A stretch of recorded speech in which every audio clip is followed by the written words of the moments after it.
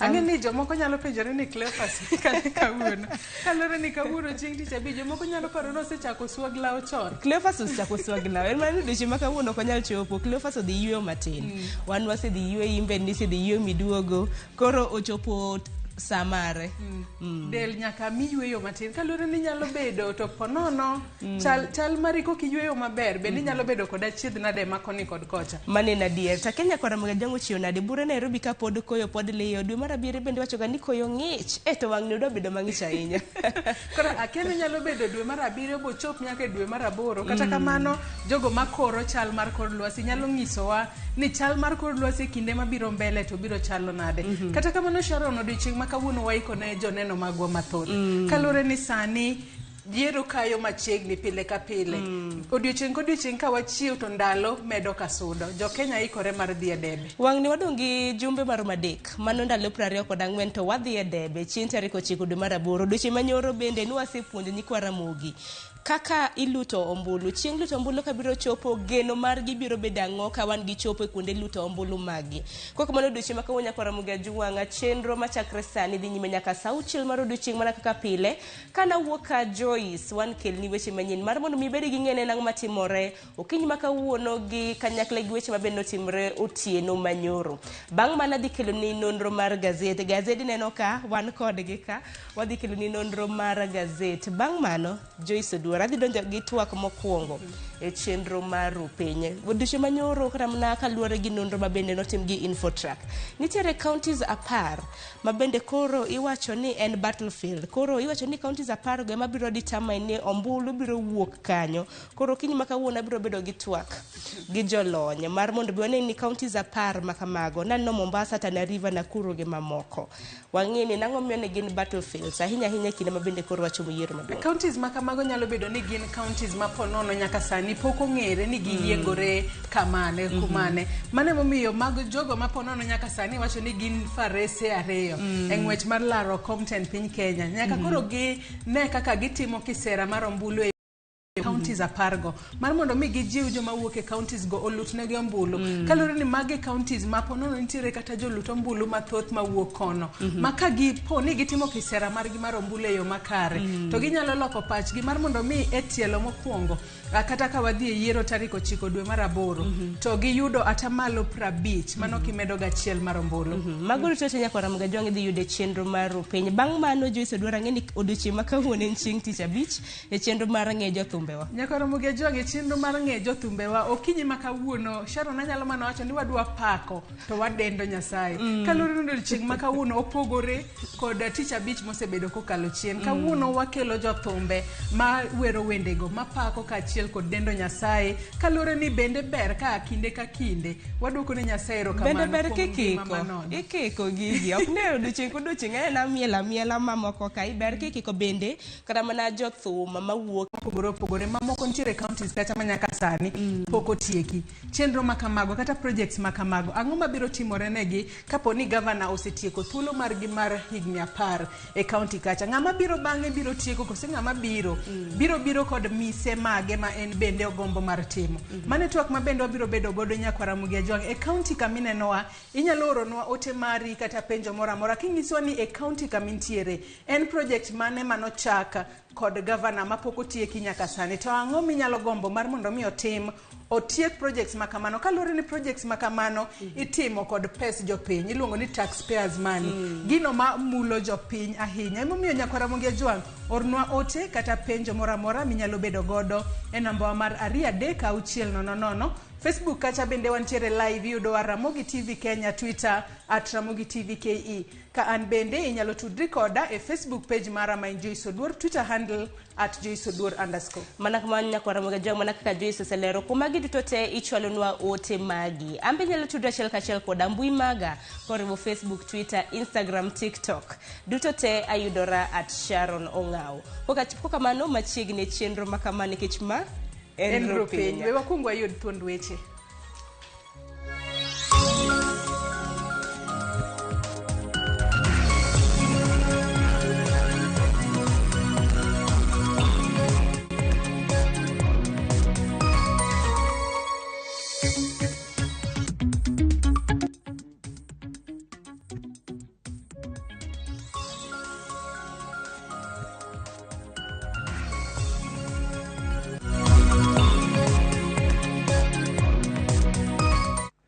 Nyakora Mogi juang machiegni e weche manyien kinyi makawuono nyinga Joyce Oduora. Nengo mag modhi nyamburko ok dhi lokore dweni bang' piny owacho golo omenda maromo shillings bilion 16 mar gayo medruok e nengo mar mwanduno. Mana kaka Edwin Okoth leronwa, ma en fuong'ruok ne jopiny mane koro ni kod luoro ni medruok e nengo mauta ne nyalo medo pek mar ngima masani ni malo moingo dweche 27 mosekalo. Bang' dweche 4 mag medruok e nengo modhi mag nyamburko kama siling 30 osemedi e wi lita ka lita mar petrol kod diesel ma jopiny nyiewo, fuong'ruok e nengo mwanduno neno kendo dweni. Duol mochung' ne tayo nengo modhi mag nyamburko kod teko sitima EPRA koro wacho ni nengo mar petrol, diesel kod mauta mar taya idhi mana usi e nengo ma iusego sani, kata bed ni nengo mwandugo ne omedore kod kind 2% kod 9% e pinje maoko ma inyiewogie. Milome manogol kod jachiw wach lo kar jot mar jatend piny Kenya Kanzedena ne oyango ni jatend piny Uhuru Kenyatta ne ogolo chik mar mondo med siling bilion 16 gi milion 600 mondo ti godo e gayo medruok mar nengo modhigo dweni. E dala mar Nairobi, lita achiel mar petrol pod idhi nyiew kuom siling 159 gotongla achiel, siling 159 gi simon e dala mar Kisumu, siling 161 gotongla 2 Migori, ka jo HUMBE bende pod dhi nyiewo mwanduno kuom siling 160 gotongla 3 e lita ka lita. E dala mar Siaya, petrol lita achiel pod idhi us kuom siling 159 gotongla 8 nyaka tarik 14 dwe mar 8 higani. Diesel ma ithoro tigo kod nyamburko madongo mating'o jowuoth kod osigo bende nengo ne ok olokore kendo koro idhi med use kuom siling 140 e boma ma Nairobi, siling 140 gotongla 7 Kisumu, Migori siling 142 gi simon, ka HUMBE to idhi nyiewe siling 141 gi simon. E dala mar Siaya, nengo mar lita achiel mar diesel pod en siling 141. Kata bed ni madhi kelo fuong'ruok matin ne oganda, wich bar koro dong' ne piny owacho machoko siling 5 e lita ka lita mag mwandugo ma jopiny ng'iewo mondo ti godo e gayo medruok mag nengogi. Koro dhi chuno mondo ti kod ma ok tin e siling 50 e lita ka lita mar modhigo ma jopiny ng'iewo dweni. Piny owacho osetiyo kod omenda maromo siling bilion 101 gi milion 800 kuom higa achiel mosekalo e temo gayo medruok mar nengo mag mwandugo. Edwin Okoth, Ramogi TV, Nairobi. En fuong'ruok maber ahinya ne jopiny ahinya to sani ma nengo mar ngima oidho malo. Kata kamano ka wadhi nyime en ni giko ne to koro duol mar IEBC opuodho Mike Sonko kaka jalar kom gavana e kaunti ma Mombasa kod otiko mar duond buch Wiper. Ma otimore mano odiochieng' achiel kende bang' duol mar jong'ad bura 3 e doho ma Mombasa golo chik ne IEBC mondo mi opuodhe bang' yango ni okang' mane gikawo mar rem puodhe e thuolo mokalo ne otimore e tok chik. Sonko mane otero oboke mage e apis duol mar IEBC Mombasa ne wuotho gi jod bura ma Kisauni Alimbogo mabiro tene kaka jalupne e ng'we laro kom gavana. E twak mare gi jofuambo weche, Sonko nyiso geno mar yudo loch e kom gavana ma Mombasa. Uliona vile IEBC ilipotupiga knockout kwa siasa za upuzi, mahakama imeweza kusimama na sisi na tukapata haki. Na mimi najua Mwenyezi Mungu atatupatia ushindi. Amen. Ushindi wetu utakuwa ni kuleta amani Mombasa, kuboresha uchumi wa Mombasa, kuleta maendeleo Mombasa. The gazettement will happen before Saturday for us to appear as the contenders for the gubernatorial seat for Mombasa. Kwa hivyo ndugu zangu, sisi tunawaambia na tunawaambia opponents wetu, hata sikiwa zimebakia siku 26, wanajua Mbogo na Sonko ni kiboko yao. Na nyinyi watu wa Mombasa mmekuwa tulivu kama vile ambavyo tunatarajia mambo yawe sawa sawa. Sheria ya Kenya imefuatwa, katiba ilifuatwa, sheria zikafuatwa sawa sawa.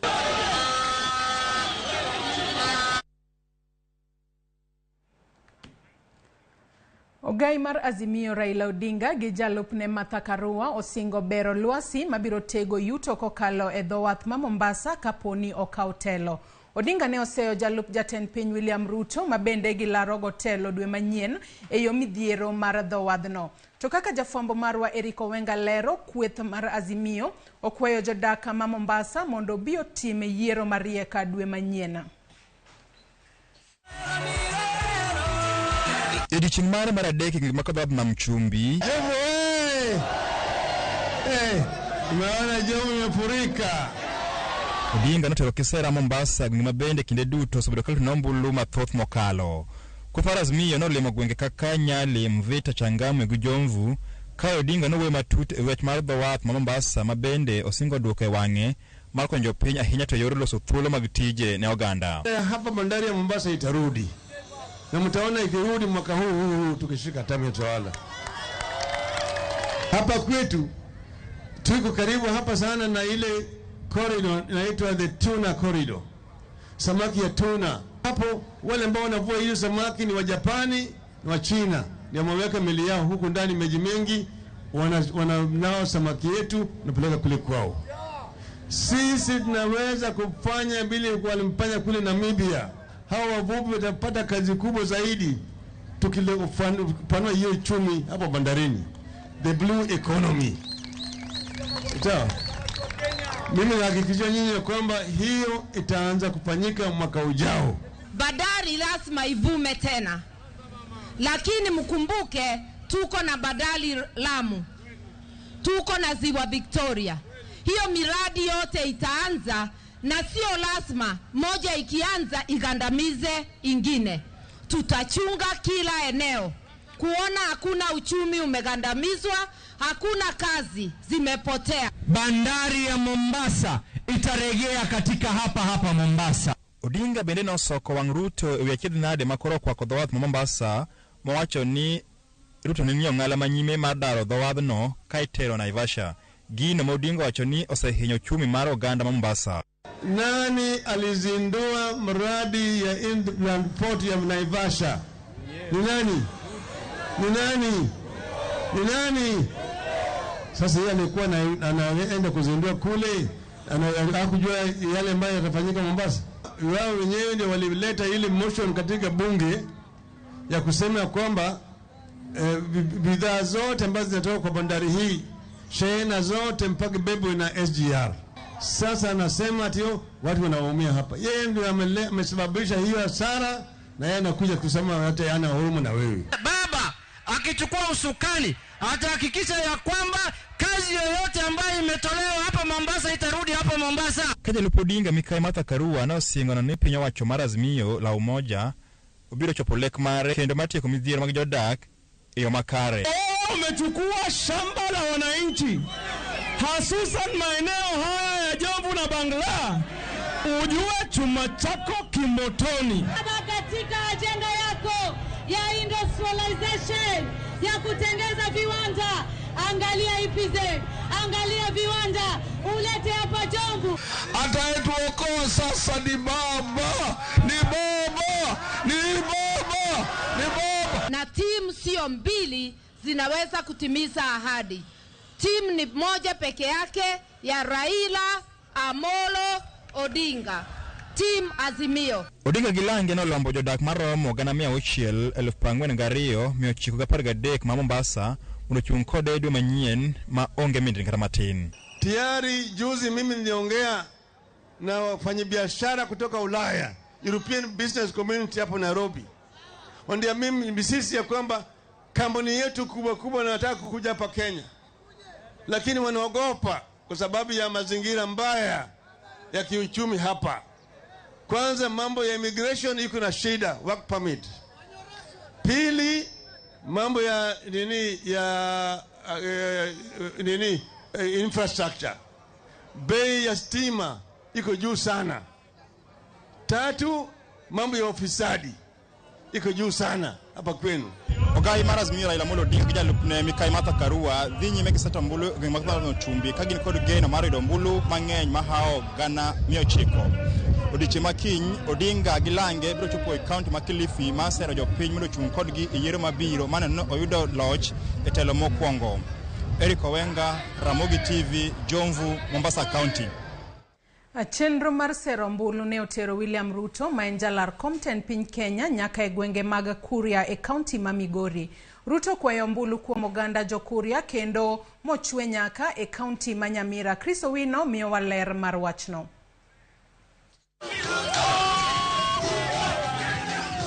Ng'wech malaro tend piny Kenya e yiero mabiro omedo chwakore e kinde ma jalup jatend piny William Ruto kod kweth mare mar Kenya Kwanza ogoyo tach e counties mag Migori kod Nyamira.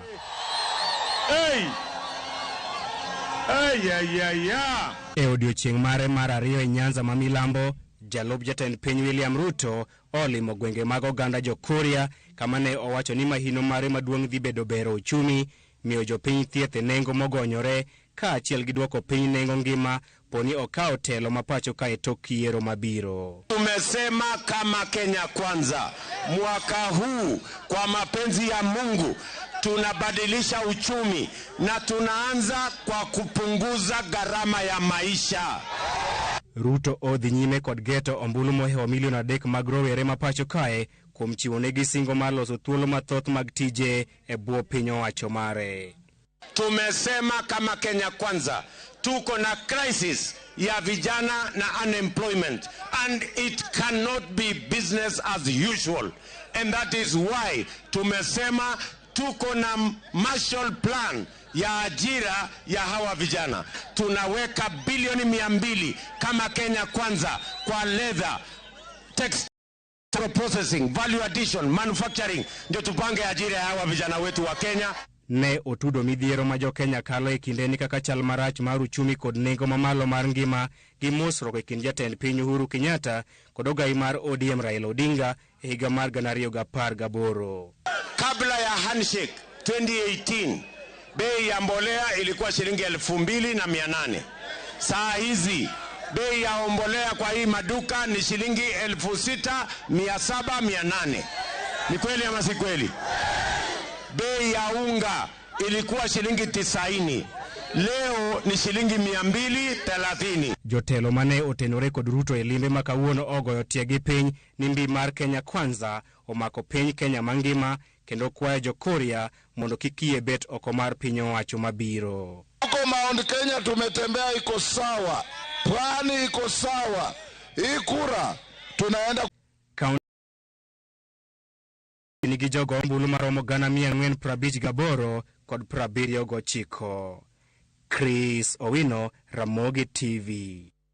Erokamano ahinya jafwambo marwa Chris Owino. Ka wadhi mbele ni kambi matimo nonro mag siasa mar TIFA ogoro lipot mar chal mar siasa e counties abich moriwo Isiolo, Trans Nzoia, Murang'a, Nyamira kod Kisii. Thoth counties go nyiso ni jalar kom ten piny Kenya gi otiko mar Azimio la Umoja One Kenya Alliance Raila Odinga podi nigi huma moloyo jochung' duto malaro komno kaka Lydia Okeyo lero. Kodong' manandalo 25 kende to piny Kenya dhi yiero maduong' madwe mar 8, kambi matimo nonro mag siasa TIFA ogolo nonro mar counties abich ma pachuka.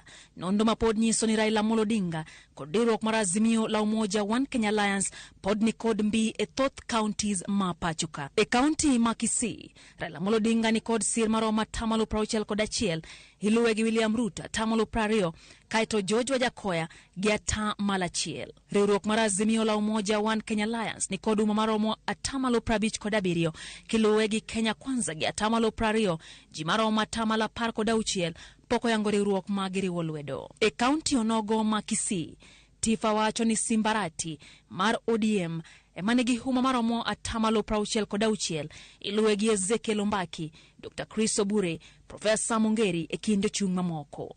County ma Murang'a mayudre masawa mar Kenya pod kuona 60% ma jogombolo siro riwruok Kenya Kwanza ka Azimio la Umoja isiro gi 18%. E ng'we laro kom ten piny Kenya, William Ruto ni kod sir maromo 62%, iluwe gi Raila Odinga 10%, George Wajakoya 4%, ka ji maromo 22% pok oyango jachung' mag siro. E ng'we laro kom gavana ma Murang'a, jalar kom gavana gi otiko mar UDA Irungu Kang'ata gi otiko mar UDA ni mbele gi 57%, iluwe gi Jamle Kamau ma Jubilee man kod 13%. E county ma Trans Nzoia, Raila Odinga ni kod sir maromo 52%, iluwe gi William Ruto 34%, ka George Wajakoya ni kod 1%, ji maromo 13% poko yango jachung' mag siro.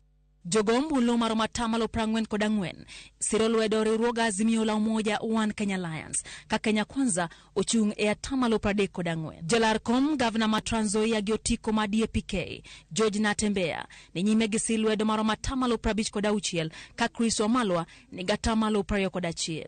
E kaunti ma Isiolo, Raila Amolo Odinga ni kod sirma malo maromo atamalo 50 ilweg William Ruto atamalo 42, George Wajakoya atamalo 3 ka atamalo 5 ma jogombulu poko yango jachung' magi siro. E Isiolo riwruok mar Azimio la Umoja One Kenya Alliance pod humbe ni malo gi atamalo 39 kilwegi Kenya Kwanza atamalo 35 ka ji maromo atamalo 26 poko yango riwruok magi riwo lwedo. Engwelaro kom Gavana ma kaunti ma Isiolo, Jalar kom Gavana ma ochung' ma onge don bura mora mora Godana Doyo ni mbele gi atamalo 45 ilwegi Jalar kom no gi otiko ma Jubilee Abi Ibrahim Guyo gatamalo 34. E kaunti ma Nyamira, engwelaro kom ten piny Kenya, Raila Amolo Odinga ni kod sirma malo maromo atamalo 58 ilwegi William Ruto atamalo 26 ka atamalo 17 mar jogombulu poko yango jachung' magi siro. Azimio la Umoja One Kenya Alliance pod humbe ni malo e kaunti ma Nyamira gi atamalo 56 kilwegi Kenya Kwanza atamalo 23. Engwelaro kom Gavana ma kaunti no ma Nyamira, Jalar kom Gavana ma ne riwruok mar Azimio la Umoja One Kenya Amos Nyariba e maoni yang ne jowetege. Lydia Okeyo, Ramogi TV. Erokamano ahinya Lydia Okeyo. Akawadhi mbele e wechego mag yiero en duola mar yiero IEBC oyango moko kuom okenge magiketo eneno ni yiero mabiro otimore e yo makare. E twak margi gi jofuambo, IEBC osingone jo Kenya ni yiero ma higani dhi bedo mopogore kod mamoko mosekalo. Kaka jofuambo marwa George Batileronwa, IEBC owacho ni ginyalo mana biro tiyo gi register ma aching' kama sinde mag yango jogombulu obedo gi ng'ikruok. E kinde ni mandalo medo ringo mapiyo, ka jo Kenya bende medo bedo gi siso mar ng'eyo ikruok maduol mar yiero IEBC oketo mar neno ni yiero notimore makare. IEBC owuok kendo yango ne oganda jo Kenya okenge magiketo mar biro tayo yiero maratiro kendo maonge kod chochni. E twak gi jofuambo, jakom mar IEBC Wafula Chebukati kata kamano oseyo moko kuom chike mathurka ma okoni otwe lwetgi kendo miyo gipodho kata mana jotelo ma jopiny nego gito. If you look at the legislation around Chapter 6, the Leadership and Integrity Act, it's a very weak legislation. If you look at it insofar as the elective positions are concerned, there's only one small paragraph, Section 13C, which says if you want to vie for an elective position, you fill a form, self-declaration form, and take it to IEBC to be cleared. That's all it says. It doesn't say anything else. So the first thing we are talking about here is weak legislation around implementation of Chapter 6. Banke teorindi maliet kotenore gi yiero ma higa 2017. Chebukati okoni higa mar 2017 osekalo kendo maino margi sani giketo ne yiero ma higani. 2017 is now is in the past. We are now talking of 2022. And what you should be asking me is how have we prepared for 2022? I think that's the conversation we should be having. With respect, I'll ask you how you are prepared for 2022. Jatati mar IEBC Marjan Hussein Marjan kata kamano ne owacho ni both manobedo yiero mag 2017 en puonjruok maduong' ne IEBC. So we are not going to wait to be asked. We will actually open that server. And that was in the fresh. Why did you not open before the fresh? Because the court wanted you to open. Yes, okay, but so we learn from mistakes. We also make mistakes. Okay. All right. So listen. And that mistake was the elections were bungled, isn't it? It was a heavy mistake. You can just listen. You want to focus on the negative side. Let us focus on the positive side. It's accountability. It's not negativity, actually. No, and that's why we are accountable for the same. We are telling you that there are some forms that you need to file in order for you to be provided the access right. So it happened that it was provided late, but nevertheless we learned from that. Kaoyango chenro magoyo chapa otese magombulu. Chebukati wacho ni gionge kod kinde mag dhi nyime gi buche doho kendo gisani gitimo duto mar miyo jo Kenya yiero maonge kod ng'ur mora mora. We must finish printing ballot papers. Actually, we are even late in making changes to the ballot papers. So in most of these cases where we are, we don't have time to take another action. I have not read the judgment. I believe the team will read the judgment. But as a commission, we would want to finalize this process so that we can give Kenyans a credible election on the 9th of August. Ojiwo jo Kenya mondo kik bed gi luoro kolero ni kuku mar nonro duto mag duoko motisini sava nitie kuonde mag luto ombulu ma ok piny mora mora ma oko. I want to tell Kenyans tonight that the main server is at the polling station. That's where the focus is. That's where the media will be. That's where the agents of candidates will be. We are telling everybody the result is at the polling station. Kaluwore kod ng'ur mosebedo wi tiyo gi rejista manyasani kata matching e yango jogo ombulu, IEBC okoni ok gitamore tiyo gi rejista matching makmana ni gibiro timo mano kama sinde magingo okelo wigi. Na sisi hatujakataa kuwa kusiwe na sajili ya manyo, lakini tunasema kuwa hiyo itakuwa ni kitu cha mwisho ambacho tutumie baada ya kuwa kama kutakuwa na failure technology, kama technology itakuwa haiwezi kufanya kazi. Bende giyango ni gibiro timo duto mar neno ni jogo ombulu duto yudo thuolo mar go ombulu ka jogo ma masin ok biyango nonro margi ibiro yangi ka itiyo kod opande magi. Ukienda pale ukitaka ku identify lazima utumie vidole vyako. Vidole vyako vinaweza kuwa si vizuri kwa sababu ya zile kazi unazofanya. Kwa hivyo kama itakuwa si vizuri, kuna njia nyingine mkabala ambao unaweza kutumia. Tutatumia kitambulisho chako, tutatumia namba zako, tutakuangalia na ile information yako tutaweza kuiona pale kwenye tukiiona basi tutakuruhusu upige kura, lakini kama itaharibika kabisa ule mtambo basi sisi tutaenda mwanzo tuko na backups kits ambao tunaweza kuzitumia pia, lakini pia kama tutaishiwa kabisa tutatumia usajili. Seche gi ma jo Kenya medo keto geno margi ni yiero mahiga ni biro pogore gi mamoko mosekalo. Tinkoro dong ne IEBC mondo keto kenge mong'ith mabiro chopo dwaro mar jo Kenya mar neno ni yiero mahiga ni otim e yo maratiro kendo mauyanga. Jatend piny Uhuru Kenyatta ojiwo bede migepe mag arita mondo oti kanyakla e kedo kod maundu kendo neno ni jo Kenya obedo gi arita makare. Koloso kamanga e Itseikuri e kinde sidho gudu ne obila 256 mag kanga mane otieko tiegruok moyiedhi, Uhuru okoni tiyo kanyakla omiyo weche arita osejiwore e pachoka. Ne opuoyo apisas go mag obila kuom machiwruok margi e kinde tiegruok, korango ni en gadiera ni lony mag yudo biro jiwo arita ne jo Kenya. Nyasi no ne oyuori gi jagoro mongirore e migawo mar arita Karanja Kibicho, inspekta maduong' mar obila Hilary Mutiambai kod jalup inspekta maduong' mar obila mag Kanga Nor Gabuo e kind jotelo mamoko mag piny owacho. Administration Police Service and motivate our fellow ladies in accomplishing physically and mentally challenging tasks. The third award is the most improved award. These teams employ tactics, techniques, and procedures augmented by technology that are adaptive, preventive, and preemptive.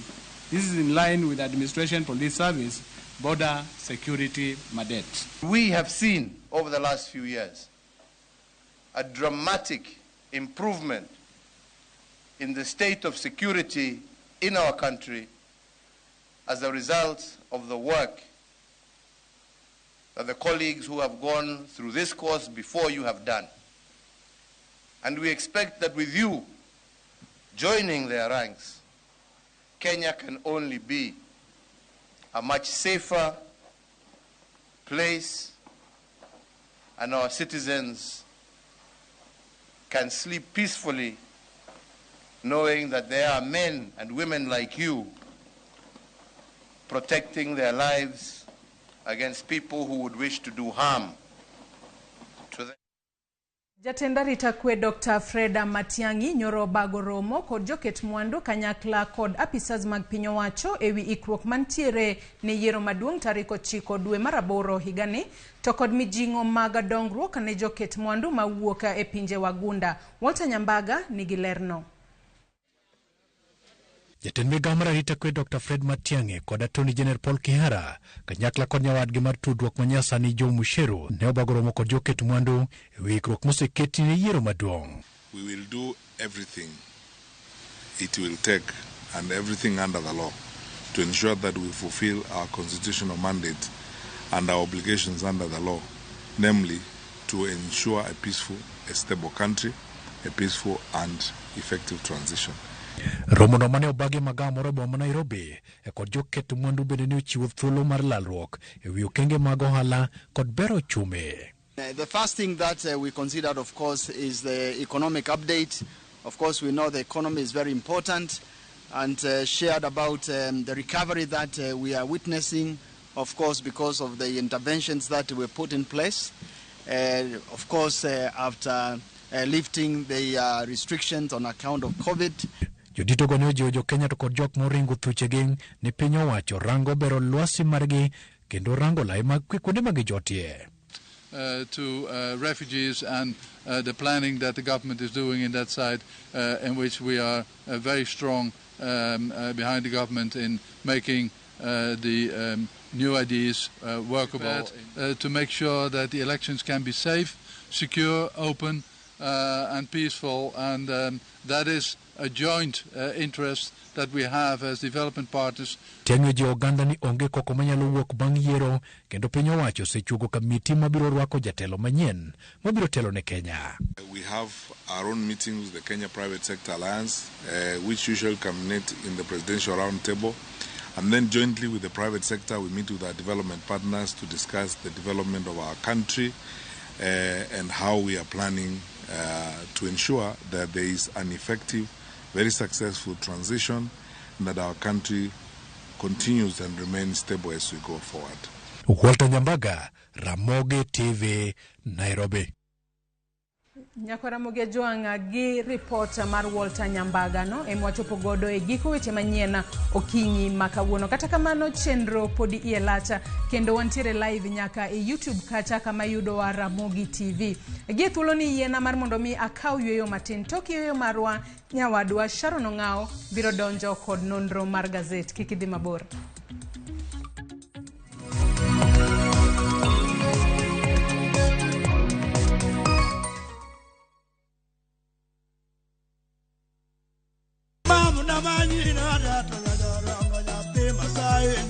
Waonge tabu giji, iwacho ni Ramogi na ka en manangolo, kami bede no ngami mulo no gimi make lweti no. Mana